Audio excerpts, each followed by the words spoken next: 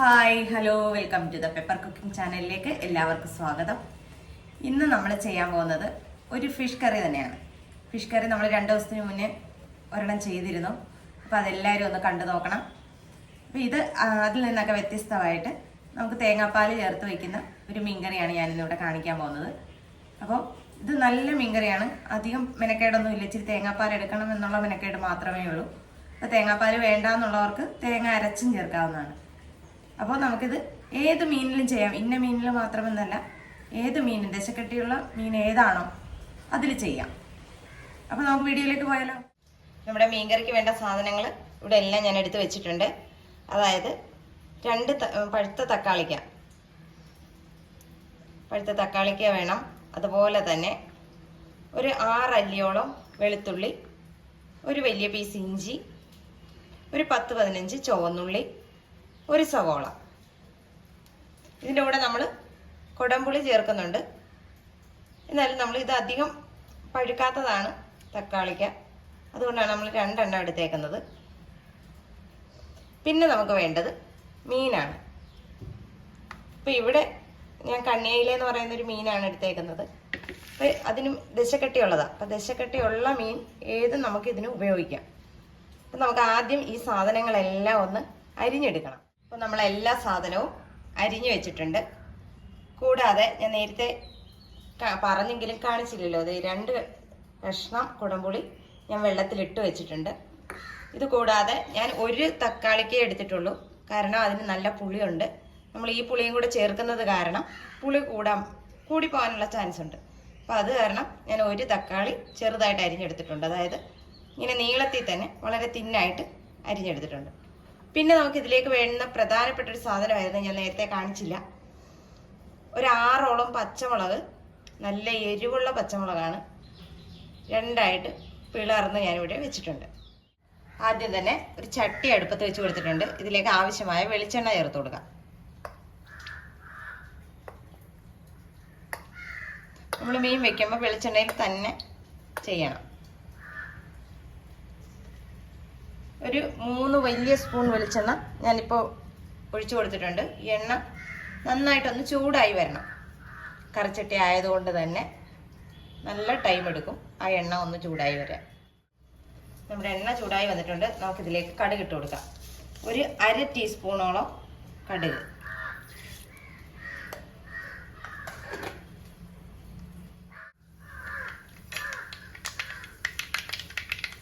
കടുക് പൊട്ടാൻ തുടങ്ങിയിട്ടുണ്ട്. ഇതിലേക്ക് ഒരു 1/2 ടീസ്പൂണോളം ഉലുവ ചേർത്ത് കൊടുക്കാം.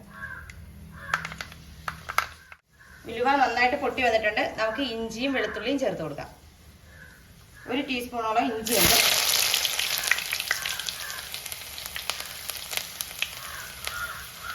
അത്ര തന്നെ വെളുത്തുള്ളിയും ചേർത്ത് കൊടുക്കാം.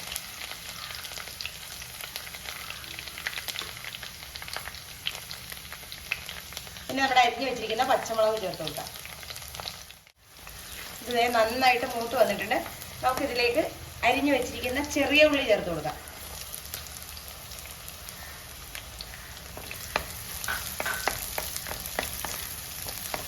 ചെറിയ ഉള്ളി ചേർക്കുന്നതിനോടൊപ്പം തന്നെ നമുക്ക് സവോള അരിഞ്ഞു വെച്ചിരിക്കുന്നത് ചേർത്ത് കൊടുക്കാം.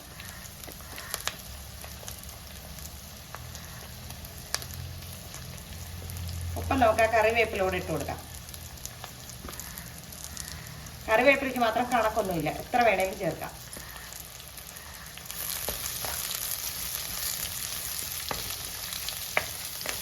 ഇനി ഇത് ചെറുതായിട്ടൊന്ന് വഴണ്ടാൽ പോരാ, നന്നായിട്ട് വഴണ്ട് വരണം. അതായത് നമ്മുടെ ഈ കറിയിൽ അത് വെന്ത് ചേരണം. ആ പരുവത്തിന് നമുക്കിത് വഴറ്റിയെടുക്കണം. ഇച്ചിരി ഒന്ന് സമയം പിടിക്കും. ഇതേ നമ്മുടെ സവോള നന്നായിട്ട് വഴണ്ട് വന്നിട്ടുണ്ട്. അപ്പം നമുക്ക് അരിഞ്ഞു വെച്ചിരിക്കുന്ന തക്കാളിക്ക കൂടെ ചേർത്ത് കൊടുക്കാം.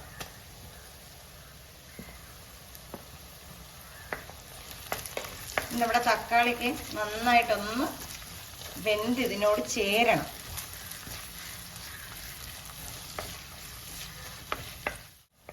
നമ്മുടെ തക്കാളി നന്നായിട്ട് വെന്തിട്ടുണ്ട്. ഇനി നമുക്കിതിലേക്ക് പൊടികൾ ചേർത്ത് കൊടുക്കാം. അതായത് ഒരു 1/2 ടീസ്പൂണോളം മഞ്ഞൾപ്പൊടി ചേർത്ത് കൊടുക്കാം. ഒരു 2 ടേബിൾ സ്പൂണോളം കാശ്മീരി മുളക് പൊടിയാണ്. ഞാൻ അളന്ന് വെച്ചിരിക്കുന്നതാണ്, അതുകൊണ്ടാണ് ഞാൻ ചേർക്കുന്നത്. അതുപോലെ തന്നെ 1 ടേബിൾ സ്പൂൺ മല്ലിപ്പൊടി.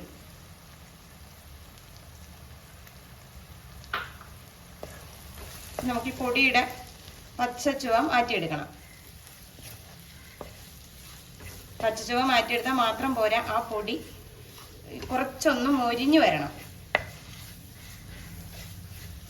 അതിനെന്താ ചെയ്യേണ്ടത്? നന്നായിട്ട് ഇളക്കി കൊടുക്കണം. നമ്മൾ ഇതുവരെ ഉപ്പ് ചേർത്തിട്ടില്ല. ഇനി നമുക്കിതിലേക്ക് ആവശ്യമായ ഉപ്പ് അത് ചേർത്ത് കൊടുക്കാം.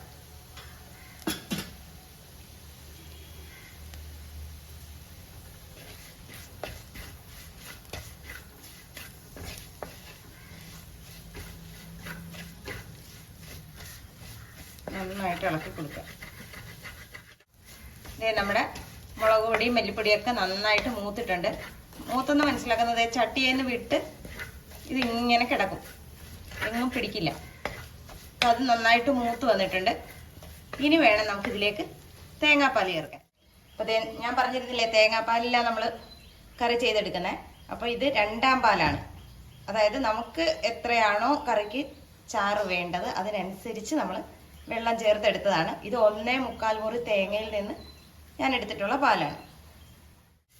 നമുക്ക് നമ്മുടെ മുളക് പൊടിയും എല്ലാം കൂടെ വഴറ്റിയ കൂട്ടിലേക്ക് നമുക്ക് ഈ തേങ്ങാപ്പാൽ ഒഴിച്ചു കൊടുക്കാം.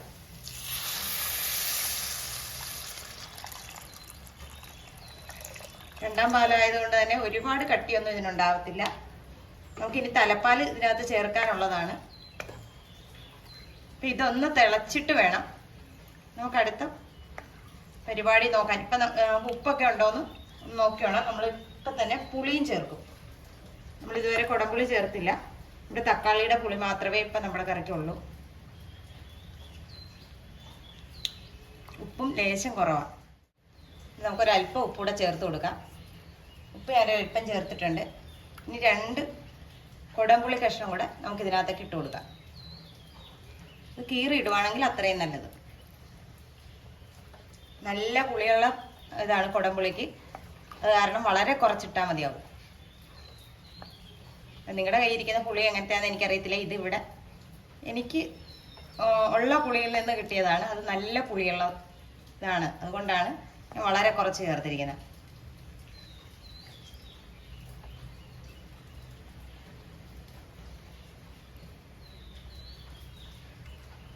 ഉപ്പൊക്കെ ആവശ്യത്തിനുണ്ട്. ഇനി ഇതിവിടെ ഇരുന്ന് ഒന്ന് തിളക്കട്ടെ.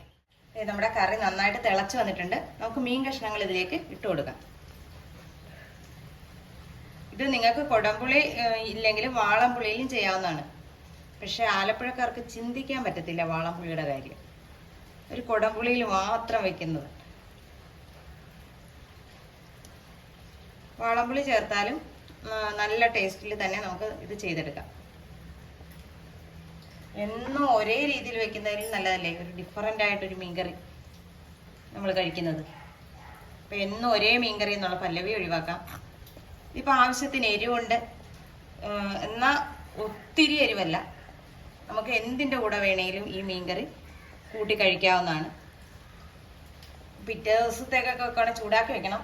ചൂടാക്കി വെക്കുകയാണെങ്കിൽ അടിപൊളിയാണ്. ഇനി അപ്പത്തിൻ്റെ കൂടെ ആയാലും പൊറോട്ടയുടെ കൂടെ ആയാലും ചോറിൻ്റെ കൂടെ ആയാലും ഒക്കെ കൂട്ടാൻ പറ്റിയ അടിപൊളി ഒരു മീൻകറിയാണ്. അപ്പോൾ ഇനിയിപ്പോൾ നമ്മൾ മീൻ കഷ്ണം ചേർത്തിട്ടുണ്ട്. ഇനി ഇതിനകത്തോട്ട് നമ്മൾ ഒന്നും ഇട്ട് ഇളക്കാൻ പാടില്ല, ചുറ്റിക്കാനേ പാടുള്ളൂ. ഇവിടെ ഇരുന്ന് ഇനി നമ്മുടെ മീനൊന്ന് നന്നായി വെന്ത് വരണം. അപ്പോൾ അതുവരെ നമുക്കൊന്ന് വെയിറ്റ് ചെയ്യാം. നമ്മുടെ മീൻകറി നന്നായിട്ട് തിളച്ചിട്ടുണ്ട്. അപ്പോൾ നമ്മൾ മീൻ കഷ്ണങ്ങൾ ഇട്ട് കഴിഞ്ഞാൽ നല്ല ഹൈ ഫ്ലെയിമിൽ വെച്ചേക്കണം. മീൻ കഷ്ണങ്ങളുമായിട്ട് നന്നായിട്ട് തിളച്ച് കഴിയുമ്പോഴത്തേക്ക് പെട്ടെന്ന് തന്നെ അത് സിമ്മിലേക്കാക്കി വെക്കുക. ഇനി ഇവിടെ ഇരുന്ന് നമ്മുടെ പാകത്തിന് ഒന്ന് വറ്റി വരട്ടെ. നമ്മുടെ കറി സിമ്മിലിട്ടിട്ട് ഒരു 5 മിനിറ്റ് കഴിഞ്ഞിട്ടുണ്ട്. അപ്പോൾ ഇടയ്ക്കിടയ്ക്ക് ഒന്ന് ചട്ടിയെടുത്ത് ഒന്ന് കറക്കി കൊടുക്കണം. ഇല്ലെങ്കിൽ മീൻ കഷ്ണങ്ങൾ ചിലപ്പോൾ അടിക്ക് പിടിക്കും. അപ്പോൾ അത് വരാതിരിക്കാനായിട്ട് നമ്മൾ സ്പൂണൊന്നും ഇടണ്ട, ഇങ്ങനെ എടുത്തൊന്ന് ചുറ്റിച്ച് വെച്ചാൽ മാത്രം മതി. അതായത് നമ്മുടെ മീൻകറിയൊക്കെ പറ്റി നല്ലോണം എണ്ണയൊക്കെ തെളിഞ്ഞ് വന്നിട്ടുണ്ട്. ഇനി നമുക്കിതിലേക്ക് നമ്മുടെ എടുത്തു വെച്ചിരിക്കുന്ന തലപ്പാൽ ചേർത്ത് കൊടുക്കാം. തലപ്പാൽ ചേർത്ത് കഴിഞ്ഞാൽ പിന്നെ നമ്മൾ തിളയ്ക്കാൻ നിൽക്കേണ്ട, സ്റ്റൗ ഓഫ് ചെയ്തേക്കുക. നമ്മളിപ്പോൾ സ്റ്റൗ ഓഫ് ചെയ്തിട്ടുണ്ട്. ഇനി നമുക്കൊരല്പം പച്ചക്കറി വേപ്പില ഇതിൻ്റെ പുറത്തിട്ട് കൊടുക്കാം.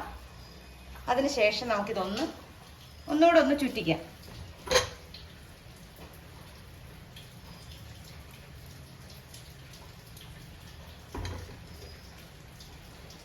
ചുറ്റിച്ച് വെച്ചിട്ടുണ്ട്. ഇപ്പം ഇത് ഇച്ചിരി ലൂസായിട്ട് നിങ്ങൾക്ക് തോന്നാം, കാരണം ഞാൻ ഇച്ചിരി നീട്ടിയാണിത് എടുത്തിരിക്കുന്നത്. അപ്പം നമുക്ക് ചാറ് എന്തോരമാണോ വേണ്ടത് അതിനനുസരിച്ച് വേണം നമ്മൾ കറിയുടെ തിക്നെസ് തീരുമാനിക്കാൻ. മാത്രമല്ല ഇത് ഇരുന്ന് തണുത്ത് കഴിയുമ്പോൾ കുറുകി വരാനുള്ള ചാൻസ് ഉണ്ട്. അപ്പോൾ ഇച്ചിരി കൂടെ ഒന്ന് കുറുകുകയും ചെയ്യും, കാരണം നമ്മൾ തലപ്പാൽ ചേർത്തിരിക്കുന്നത് കാരണം കറി കുറുകും. അപ്പോൾ നമുക്ക് ചിലപ്പോൾ കറിക്ക് കട്ടി വളരെ കൂടുതലായിട്ട് തോന്നും. അപ്പോൾ അത്രയും കട്ടി നമുക്ക് വേണ്ട, എന്നാൽ നമുക്ക് കുറുകിയ ചാറ് വേണം തന്നെ. അപ്പോൾ ഇതെല്ലാവരും ഒന്ന് ട്രൈ ചെയ്ത് നോക്കുക. വീഡിയോ ഇഷ്ടമായാൽ ലൈക്ക് ചെയ്യാനും ഷെയർ ചെയ്യാനും കമൻറ്റ് ചെയ്യാനും മറന്നു പോകരുത്. നല്ലൊരു വീഡിയോ ആയിട്ട് കാണുന്നവരെ ടാറ്റാ, ബൈ ബൈ.